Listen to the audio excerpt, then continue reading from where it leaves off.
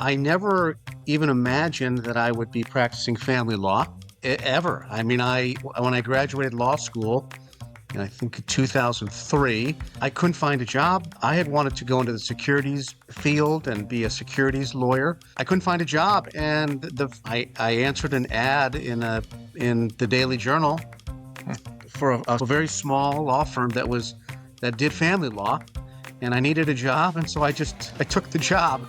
And that was almost 24 years ago. And it sort of found me. And then once I started doing it, I found that I had a knack for it. So I had no idea.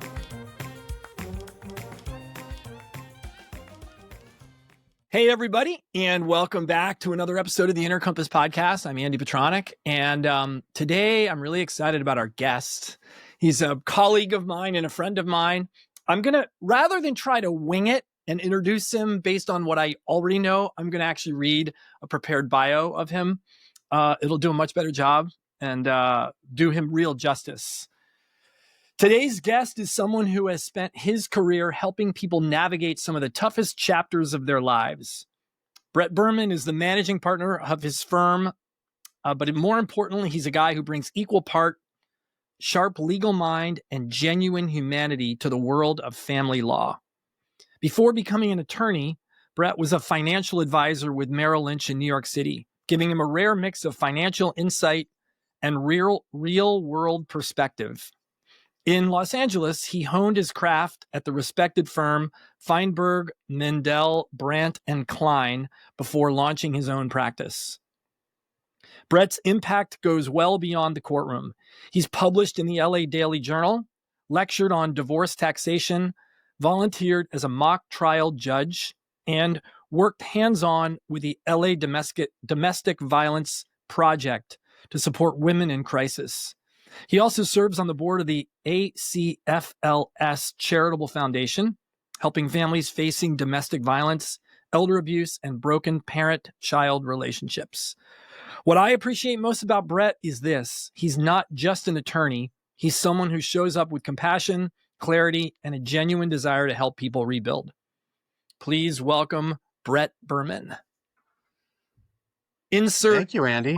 Insert applause. Woo! Welcome, Brett Berman. Good to have you here, man. You're welcome. I'm really happy to be here.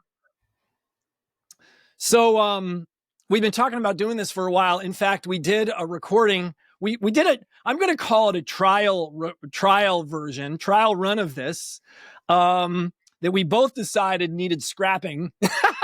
So this is version 2. This is going to be fantastic. So I'm putting that out in the universe, Brett. Beautiful. Let's go. So, I thought it would be fun to start with just how did you get to where you are? What made you go into family law? Let's just start there, because family law is a very unique part of the law practice, and it's one that I deal with a lot as a coach, because you could say that relationships are everything. There's research now to indicate that the greatest predictor of longevity is your ability to connect with other people and relationships. And family law is, well, if it gets to the point where they need you, it's gone awry. So tell me a little bit about your journey towards wanting to go into this part of the legal practice. Well, I never even imagined that I would be practicing family law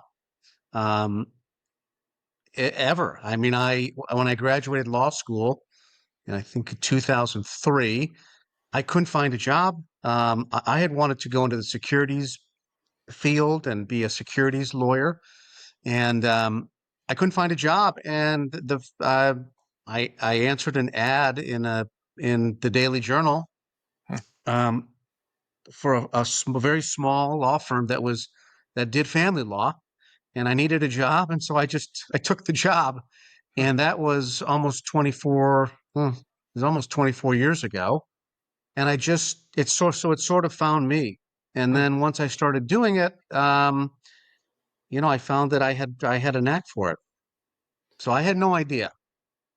What was it, a knack for it, or did you was there an element of it you really liked about it, or I mean, like litigating, being in court, talking to people, trying to reconcile before they had to use you in court? Like, what were the elements that appealed to you? I love the court aspect of it. There's a lot of, I mean, there's a lot of being in court for a family law lawyer, and I got to jump right in and go to court. I was going to court back then. I was going to court maybe 4 times a week, sometimes twice a day on different matters, and um, that was exciting to me. Um, just the court time and being able to litigate as a young lawyer doing that.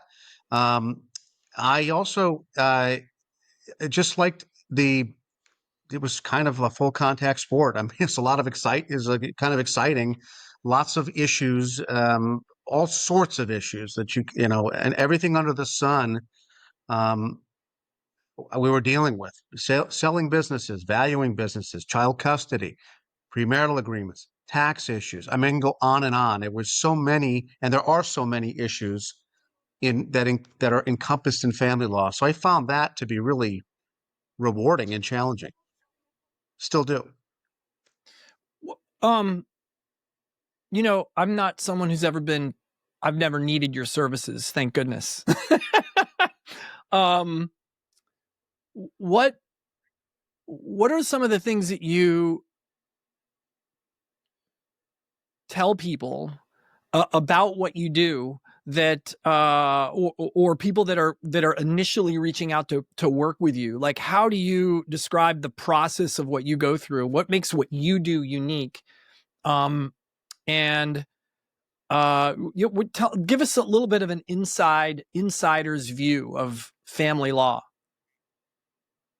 Well, when typically when people first contact me, is very raw. It's very fresh, and um, either somebody has just filed for divorce, or uh, the potential client is going to be filing for divorce. So they have a lot of emotion. When we first talk, I tell people that um, the process can be difficult. I try to manage expectations. You know, often in a divorce, there's no clear winner. Both both people often, if they can't settle their differences and they have to go to court, I mean, you don't really know what's going to happen when you get into a courtroom.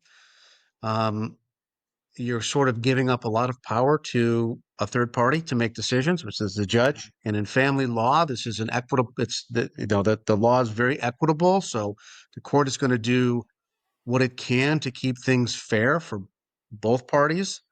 Um, I tell people that if they want to mediate their case and they want to settle their case, that nobody whistles their way home from a successful mediation. Meaning they're going to have to give up and compromise. You're not going to get your home run outcome in mediation. I just try to manage that. It can also be very expensive, and the more people are engaged and entrenched in litigation, the more expensive it can get. So there's those are the main things I tell people. Um, the process takes about a year, give or take. That's about on average how much it takes uh, for the divorce to be finalized. Even in very amicable cases, it typically will take about a year. So you just have to understand that it's going to take some time to get Mhm. done, and we try to manage those expectations, and we try to get it done as fast as we can without compromising um, somebody's rights. Brett, do you try to steer someone away from going down the road of needing to use you if possible, or do you do like how? To me, for my in my maybe limited understanding of family law and what this is about, I think that's like worst case scenario is I have to go through the tumultuousness of a divorce. But is that necessarily true? Can there be a advantage to going through that with you, or is it better to not use you at the last ditch effort? I would say by the time they get to me, there's not many other options. I will Mhm. tell people that if you can um, work with your spouse uh, and try to mediate your issues, try to resolve your issues amicably, this is generally always going to be better, Mhm. less expensive, less time consuming, less stressful, less emotionally costly to the person. Um, so yeah, we do talk about that, and oftentimes people are they don't know how this is going to go. So one of the options can sometimes be in the very beginning. Why don't they go talk to a mediator first and see if this can get resolved in mediation? Mhm. They can always run ideas by us as as their counsel. But if we can sometimes keep the lawyers out of it in the beginning and both parties are motivated to settle, yeah, I think that is generally going to be better for their family, I think. Yeah. Yeah. Yeah. Um, how do you handle the situations where it's emotionally charged? And I mean, do you ever find yourself playing therapist or playing a mediator yourself, or trying to keep emotions cool? How do you work with your clients when it's hot and contested? There's always an aspect to that, I think. We are not therapists, we are lawyers and we come at it from a different mindset, certainly. I'm coming at it from, in some ways, a strategic standpoint, um, a procedural standpoint. Yes, their emotions are always there, and um, we're certainly aware of them. That's why it takes sort of a special kind of lawyer to be able to do. A lot of people will not even touch a family law case because of these issues. Um, at our firm, we have, I think we pride ourselves on sort of working with the clients and listening to the clients and um, trying to keep the heat down Hmm. um, Mhm. when we can. It's better for them. Um, a lot of that has to do with just managing their expectations.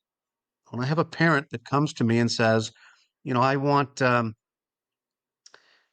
have 70% timeshare with our children, and we ask, well, why? Does the other parent have issues that you think would preclude them from sharing an equal timeshare with the kids? And if they don't really have an answer to that, and it's just that they're angry and they want to have more time with the kids because they think they have a right uh, to do that, you have to tell them that that's not the way it works in California, Mhm. and you really have to educate them because if you simply take their orders and go down that road, which you can try, generally it's going to be very costly for them, and they're Mhm. not going to get the result that they generally. Well, they're not going to get that result. Generally, California is an equal timeshare state, and as long as both parents are capable of parenting children, sometimes you have situations where that's not the case, Mhm. but you have to just manage them along the way. It seems like that would be a particularly difficult area for any lawyer to have to tell someone the truth in spite of the emotional consequences to that parent, and or the their feeling justified for their opinion about how things should be in their mind. What makes you particularly good at that, or do you find that challenging as well? I think just listening to them and understanding where they're coming from has been really helpful for me over the last 24 or so years doing this. Um, it can be difficult. It can be challenging, managing people's expectations. I found though that if you don't do that in the beginning, um, and they obtain a result that they were not ready for, it's a much more difficult conversation to have with them. Yeah, right. Um, yeah. So I no, we're very. I mean, we are very upfront with people when we speak to them about potential outcomes of their case and potential pitfalls of the. We're very upfront because, again, I think you're doing them a disservice if you don't explain this process to them. And for sure, that conversation is a lot more difficult down the road if you haven't set the expectations early on. Now, okay, I'm going to jump. I'm going to jump tracks a little bit. I'm going to go from your work life to your personal life, because I think it may be fitting. Um, do do you does this is this a transferable skill? Do you are you as direct in your personal life with your kids or with your wife or with your in your relationships as you are at work, or do you find that to be more challenging and difficult? It's probably more challenging in my personal life to be, those can be more difficult. Those conversations are more difficult when they're personal, I think. I mean, some of it's transferable, but gosh, God knows I'm not, I'm not perfect at that.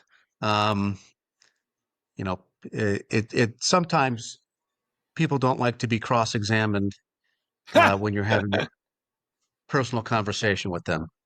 Right. So, yeah. Right. Yeah, I guess I was really referring more to your ability to to tell the truth or your truth, your version of the truth, um, in order to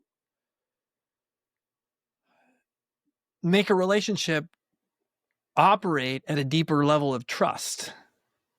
Kind of like what you're doing with your clients when you tell the unfettered truth to them around their situation.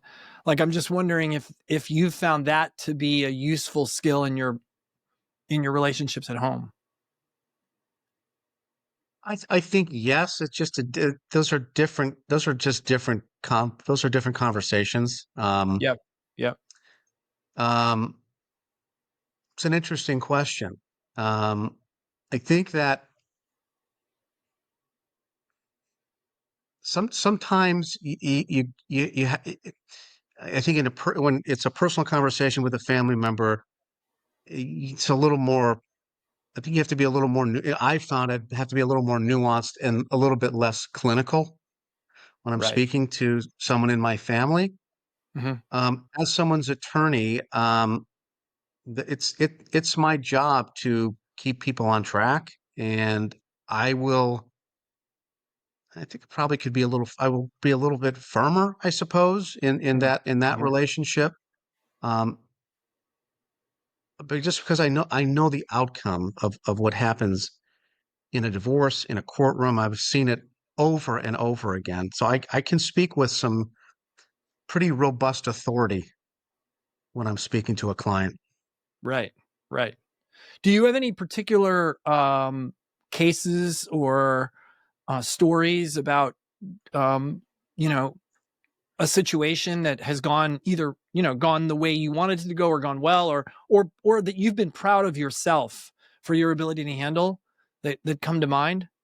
Give us some more color on who you are, like in court or in your cases. Yes, I mean, there's many throughout the years, particularly with child custody cases. Those can be real difficult for people. Um,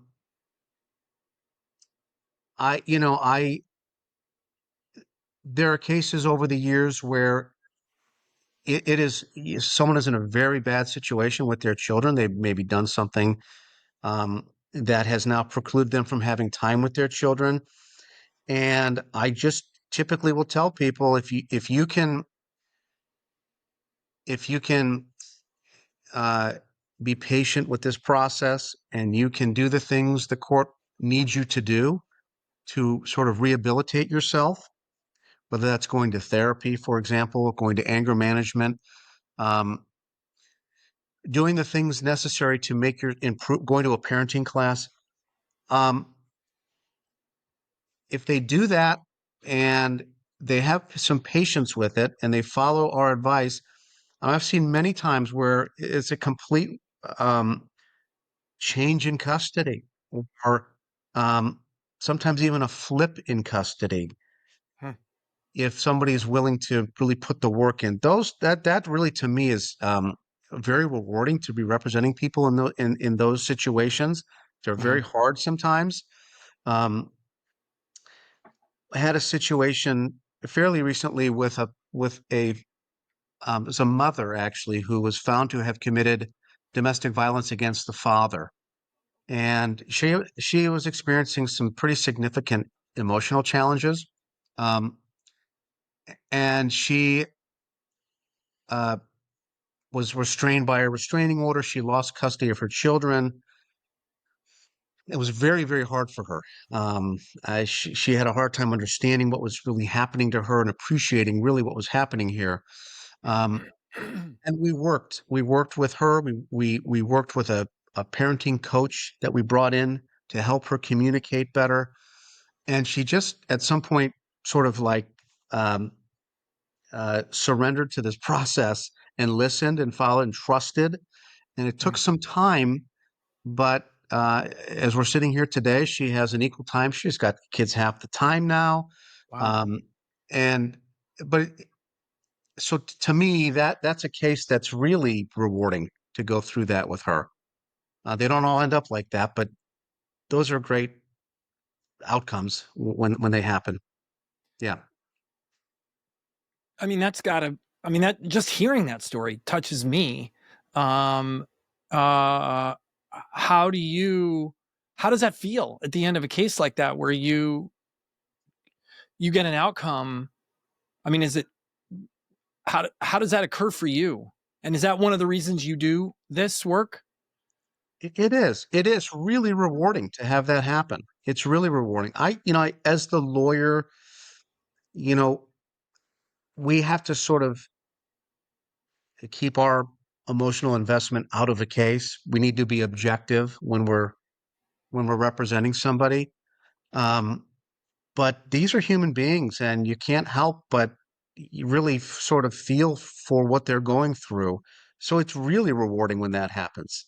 Yeah. Um, yeah, I mean, it's just a nice, and that is one of the reasons that I have stuck around doing this kind of law for as long as I have, because it is really rewarding.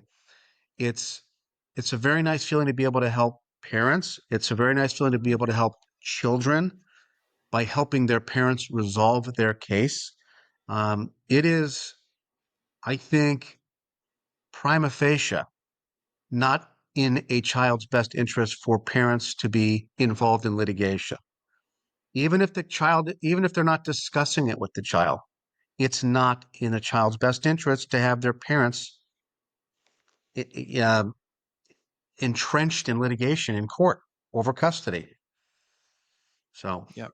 Yep. yeah. Was there ever a case or an event or a time at which you said, this is too hard. I don't want to do this. This family law thing is way too much, or I got to change, shift gears or move somewhere, you do something else. Like did anything go bad that way?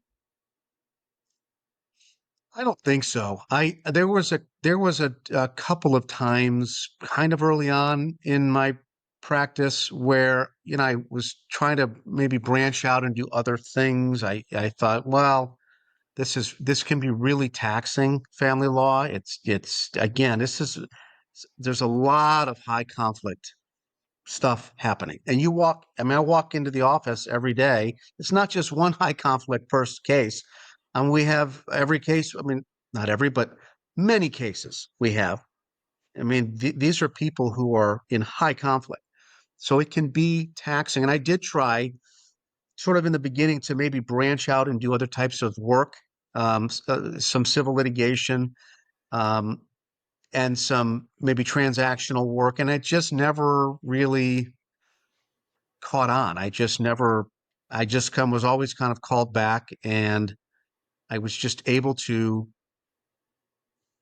make this work. This is really what I'm meant to do. I mean, um, so uh, I've never transitioned out. I've tried a couple of times early on. I wanted to ask you, I mean, are you okay talking about your own personal life? Like, is that where can I ask you a question about your family, your wife, your kids, or is that off limits today? Well, be gentle, I guess, but well, Of let's see how it course. all goes. Of course, I'm going to be gentle. Well, my question was really, how did you find the process? Because I don't know if you're divorced or you're separated from your wife, but I know the relationship you have with your kids is incredible. Um, but I'm wondering how, when you went through your own troubles and trials in your marriage, how was your process did you use a lawyer, and how was that process for you? And did you learn anything in that process? Yes, that's a great question. Um, my ex and I used a mediator, someone that we both knew, and there was never any litigation. There was never any court. There was never really any fighting. Um, w- we, I mean, I just made sure I did not, because I've seen what it does. I just made sure that that wasn't going to be part of my story. Mm, And you know, my children's mother, um, was, to her credit, was on board, and she was reasonable. And so we just used a mediator, mhm, which was for me, it was best. I will tell you that at one point, my son, um, my son's mother was moving to Florida. So, and she had asked, uh, if our son could go and live with her there. And at first, I really bucked against that and was pretty upset by the thought of that. And then I just kind of sat back and I thought, what kind of advice would I give to somebody going through the same thing if I was sitting across the desk from them? And it just came down to what would be best for our son, mhm, not me, our son. mhm. So, um, I was able to travel. My schedule allowed me to travel to Florida. Um, and I thought the environment for what he was doing was going to be better. So I agreed to let him go live there. And I think it was, in hindsight, was really one of the best decisions for him. I Mhm. mean, he really thrived there. And so that's an example of, I just tried to put him first. Yeah. Well, and it's Yeah. certainly an example of what you said earlier, which is keeping the parents out of court, keeping the parents away from lawyers, keeping the parents away from fighting, because that's also not in the kid's best interests. And you and your ex-wife were great examples of being able to do that, or being willing to do that, I guess, more than anything else. Yeah. It wasn't, I mean, it wasn't necessarily easy all the time to do that, but Right. and again, you have to do a lot of giving and compromise if you're going to do that and make that work. Um, but I knew that because I've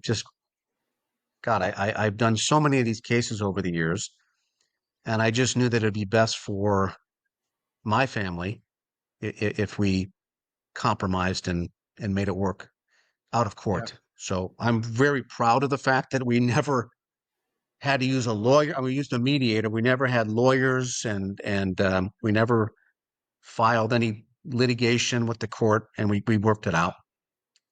That's great. That's great. And great for your kids as well. So, um, switching gears a little bit, you know, there's the practice of being a lawyer, and then there's the business of being a lawyer and running a law firm.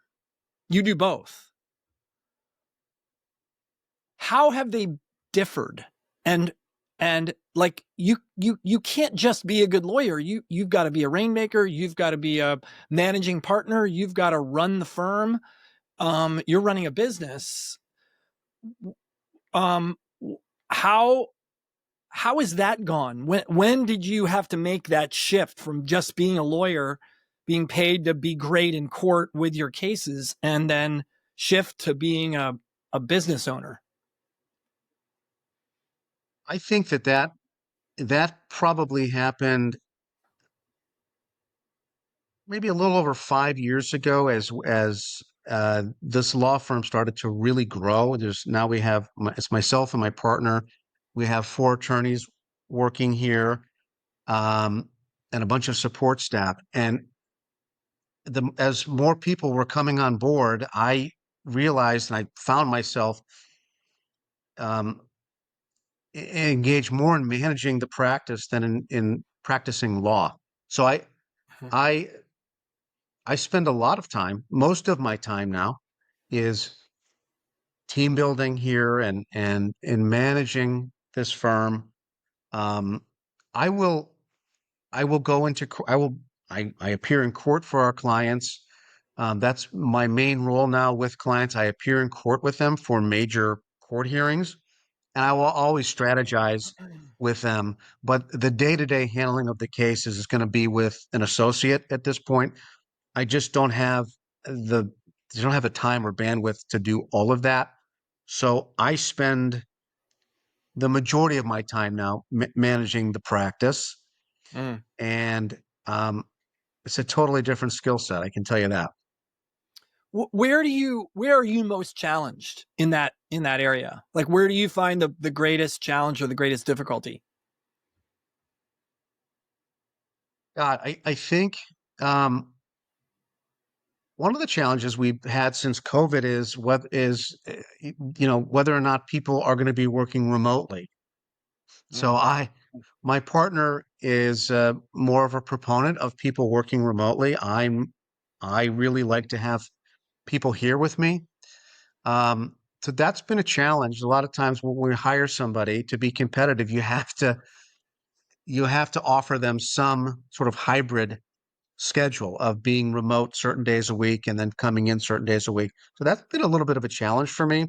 Um, Mhm. I I've always, I mean, as I practiced since the beginning, I was always in the office with the other lawyers and the other partners in the law firm, and I was able to learn. I think that was uh, why I was able to learn as much Mhm. as I did. So I like to have people here. That's a challenge because a lot of times people don't want to have to come into the office. So that can be a little bit of a pet peeve of mine. And do you currently run? I mean, are you in the office more than you're not in the office? Like, how does that work today? Yeah, I'm typically here every day if I'm not in court. I'm in the office, Hmm. and then we'll have some lawyers here every day. So there's people here every day, but we're not. But some of the attorneys will work sort of a couple days a week from home, a couple days a week in the office. But I'm generally here every day. Um, and and uh, and I don't really. It's interesting. You said teamwork and leadership and team building. It never really occurred to me that running a law practice involves teamwork, leadership, team building. Like, I just think of, if I need a lawyer, I'm going to call a lawyer. Yeah. What is it? What the heck is leadership and team building in a law firm? Like, what are you Well, building a team for? Like, what? yeah, you have to be able to work well together, to be as efficient as possible and to produce the best product for people. So, um, these cases, we collaborate on the cases. We have one or two lawyers on each case, and then we'll have support staff. We'll have a paralegal on the case as well.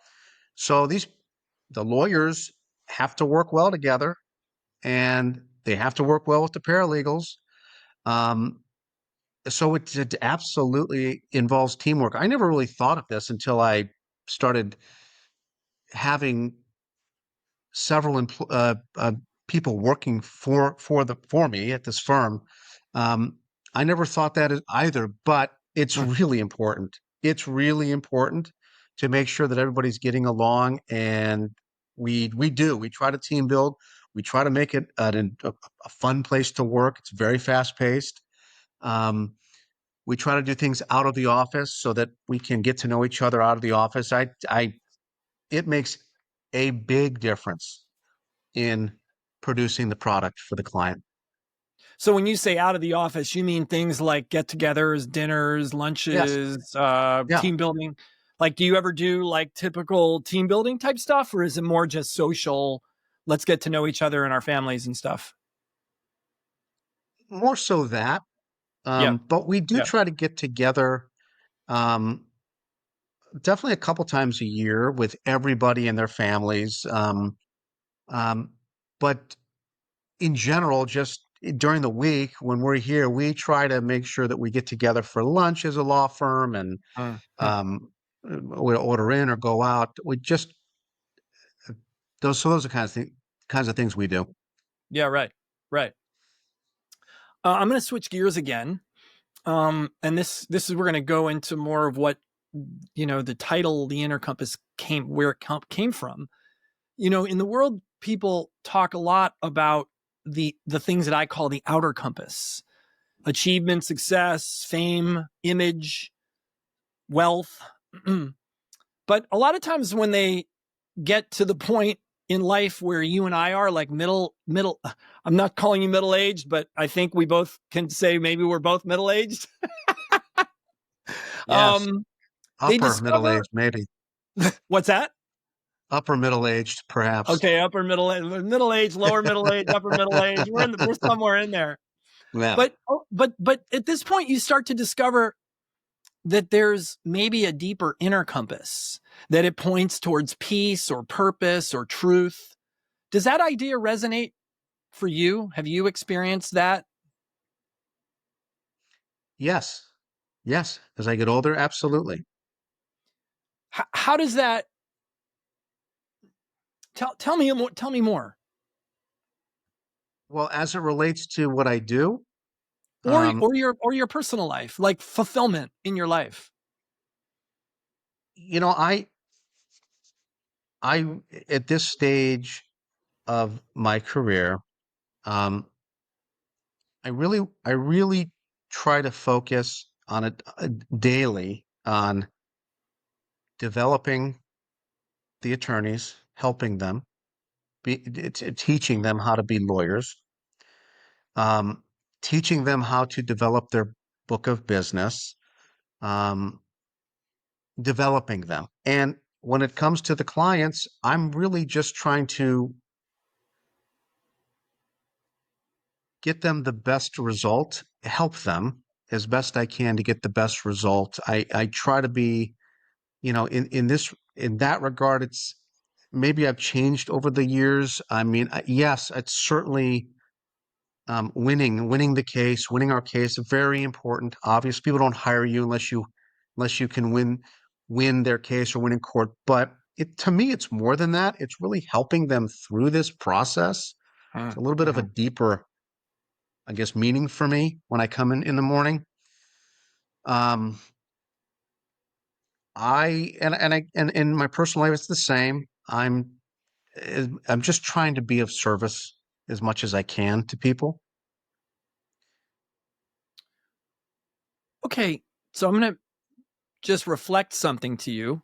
Um, you talked about your other lawyers in your firm. You talked about your clients, all very important to you. You talked about then for a moment you mentioned yourself a little bit, but it was really Yeah. not about yourself. It was about being of service to other people in relation to yourself. What about Brett Berman? What does fulfillment to you look like? And what helps you know when you're either on track or off track? Like, do you have a mechanism inside that, like Spider-Man has Spidey sense? Do you have that for you, regardless of everybody else? Oh, I suppose I do. To me, at this point in my life, I'm really trying to, as best I can, um, balance my work, balance my relationships. Um, if I'm not careful, this job of mine, um, it's like a mistress. It will take up all of my time, Hmm. and if I allow it to, um, so I have really tried to sort of set boundaries for myself. I used to work so hard to build this practice and I would really take no breaks. I'm not sure that was really healthy to do. Um, it served me in some ways, but not in a lot of ways. Other ways it didn't. So I can tell when I'm starting to get out of balance and I'm working too hard. For example, that to me that's the main challenge. Um, because if I start working too hard and not leaving time for other things in my life, and my children, my relationships, um, I start to feel out of whack. Yeah, I can certainly feel that. Do you have any hard and fast rules around boundaries in your life that have particularly worked particularly well for you? You know, from as simple as what time you get up in the morning to a morning routine, or to an evening routine or bedtime, or just little things that you might take for granted that are kind of secrets, inside secrets of Brett Berman's success.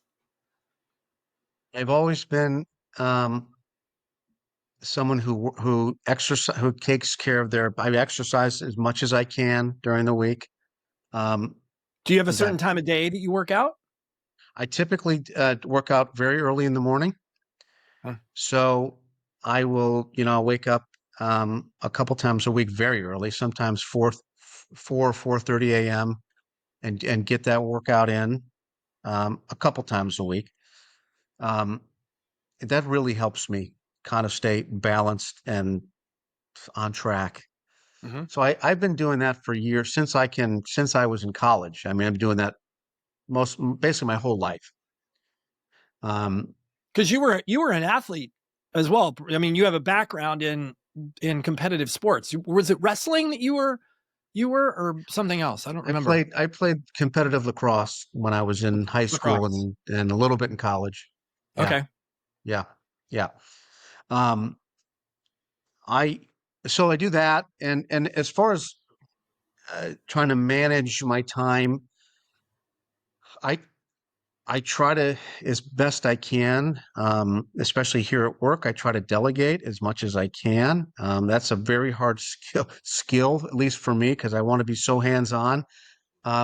The more that I'm delegating, the more I'm allowing people to make their own decisions. It's better for everybody, including Mm-hmm. me, because it frees up my time and reduces stress in those ways. Um, what else? I don't know, Andy. I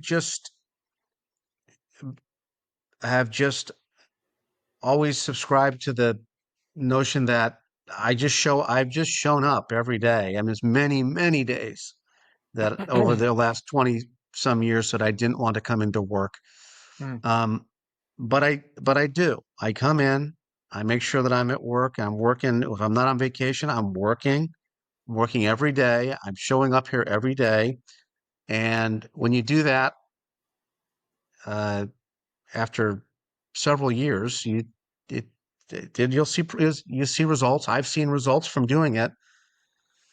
Um, I guess someone once said I became an overnight success. It took me 25 years to become an overnight success. I think that's Yeah. a pretty sage thing to say. So Yep. I that's how I feel. How does stress play a role in your life? Like, how do you handle it well, and how do you not handle it so well? Like, what are some of the things that occur when you're on your game and versus when you're off?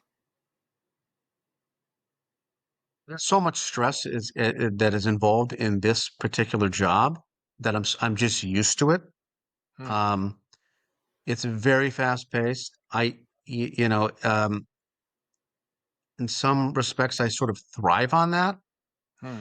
Problem becomes when I get tired or I'm not getting enough sleep and I'm working and I'm pushing a little too hard. That, I mean, with everybody, you start making sometimes your decisions can be, um, well, not the best. So I just try to manage physically. I try to manage myself so that I have the energy. The Hmm. stress of this job, I think that's one of the reasons I chose. Is very fast paced, which is one of the things I really, really like about it. Um, so I think I can handle it pretty well, actually. Um, I just, again, if I start getting too tired, I start working too many long nights in a row, especially as I get older, I can sort of sense that I got to pull back a little bit. Mm-hmm. Yeah. And I'm thinking about purpose, right? Because I know one of the things that occurs when you hit this middle age period is, am I doing my purpose? Am I living in alignment with who I want to live in alignment with? Am I making a difference in the world? Personally, professionally, however, how does that question play a role in your day to day today? It certainly plays a role. Um, my, I mean, I was really kind of meant to do this job. I really, I believe that. I've been given, I think, a lot of gifts in order to be able to do this job. Um, and I, I try to focus on using those gifts properly and using them to help people, in, I mean, this is a very dirty, ugly business and people getting divorced. I mean, it's like, doesn't get more, you know, um, rough than that, I suspect. And that's one of the things I like about it because I can be involved in that and try to make it better in some way, make Hmm. it better for people in some way. Hmm. Um, so I think about that a lot. I wouldn't, there's nothing else that I would rather be doing professionally than being a part of this law firm that does family law. Yeah, that's It's really beautiful. challenging. It's really Yeah. challenging. And if you do it right and you have the right intentions um, and you care, you can really help people. Hmm. So Hmm. Yeah, that's beautiful. I mean, I think that I think that if more people went into their professions with that sort of mindset and intention, the world would look a lot different than it looks today. Um, so that's really cool that you're there with the work that you do. Um, and what about you personally? Like, I typically break down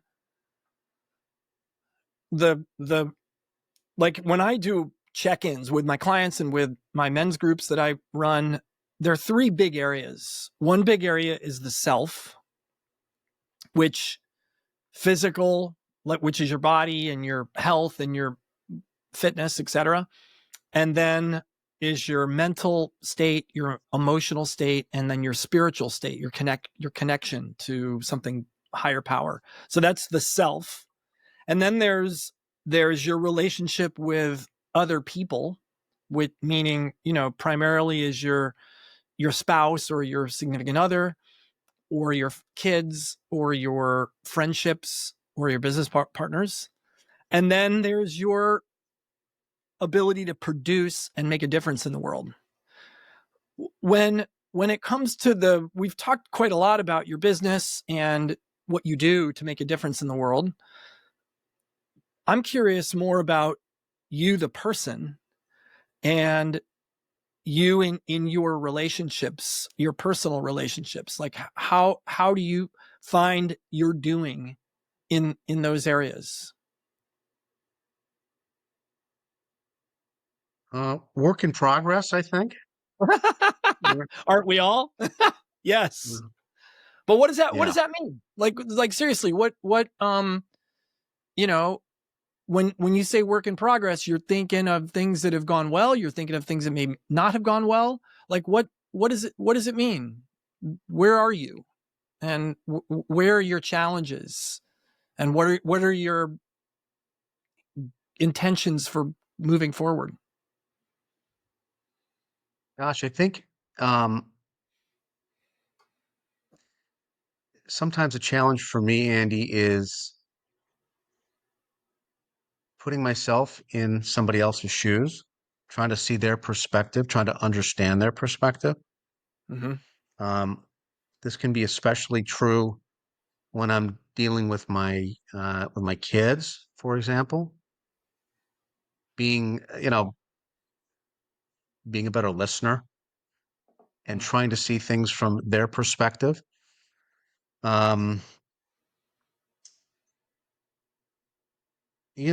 all these things are again, I have you just try to work on these things, and you try to um, be aware of trying to be a better father, a better friend, a better neighbor. I know I'm just kind of talking in generalities, but it's You are true. I mean, I you're doing a great job of talking in generalities.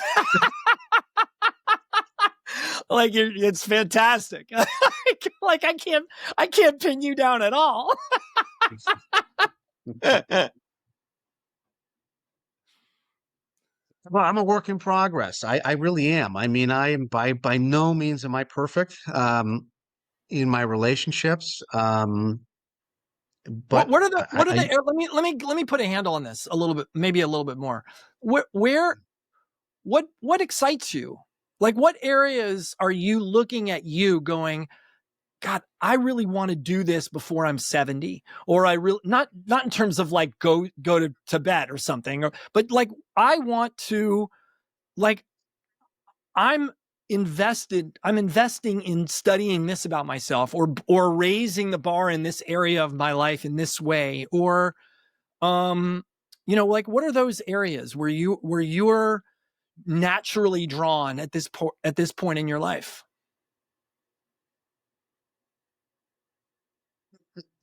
well, um, I don't know. I really don't know how to answer that question. I If you were to go online and do some googling around things you're interested in, what would you be googling?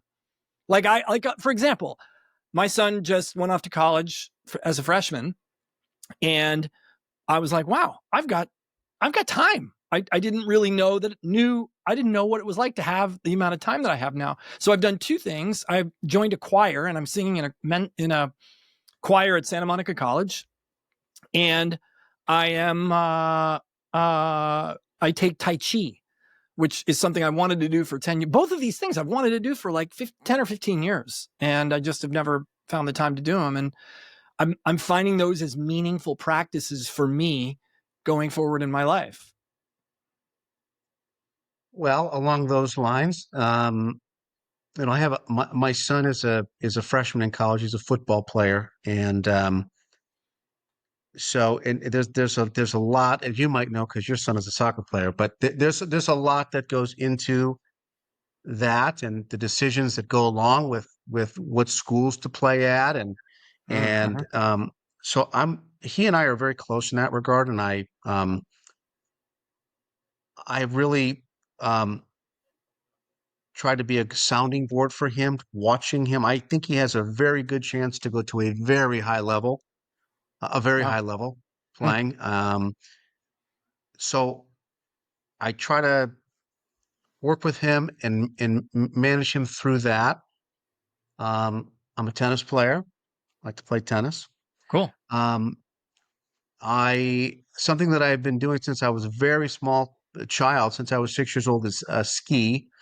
I haven't done it in many years. So I have actually, that's one of the things I've actually been trying to plan a trip, and I used to love to ski, and there's so many amazing places to go around here living in California. So that's Yep. something else that I'm going to be doing in the very near Cool. future. Cool. Yeah. Cool. That's what I was talking about. Yeah, Yeah. absolutely. That's Yeah. cool. That's cool.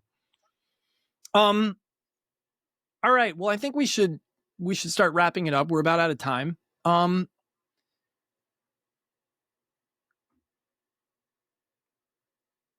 Let me ask you a couple of final questions. If Sure. someone listening, based on your experience in your life, if someone is listening and is successful, but they feel kind of stuck, stagnant or stuck, what would like say it's your best friend or something, what kind of advice would you give them based on your experience in your life when you've been stuck? Just keep going every day. Just show up. Just show up every day. Um, and try to help as many people as possible. Like I literally, I think if someone does those two things, even when they don't feel like it, and they just keep doing that, um, there's no way they're going to stay in that rut. It's no way. Hmm. It's impossible. Yep. So that would be my absolute advice in that situation, and advice that I have um, followed many times over the years. So if you had to sum up your inner compass, how you navigate your life, how would you sum it up?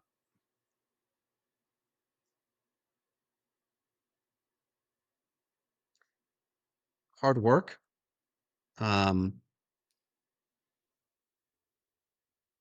Maybe some words that I would choose to define me would hope would define me would be hard work, discipline, and serving others. Hmm. Beautiful. I love that. My slogan at my gym way back, I opened up a gym in 2004, and my very first tagline was "Show up, don't quit." Yeah, So yeah. I it's mean funny that that's the secret ingredient, yeah, but it's not easy to do sometimes. no, it's But you not. have to do it even when you don't want to do it. That's the key. Just Especially when you don't want to do it. drag yourself in and just get in there. Yep. Yeah, Yep. Keep on yeah. going. Brett, thanks so much for taking the time to do this. And especially given that it's the second time that we've done this. And I really appreciate you. I appreciate our connection, our relationship, and who you are in the world. Like you are making a difference. And I appreciate who you are and what you do. Thank you, Andy. It was great. It was a pleasure, and I always, I enjoy your friendship. So thank you.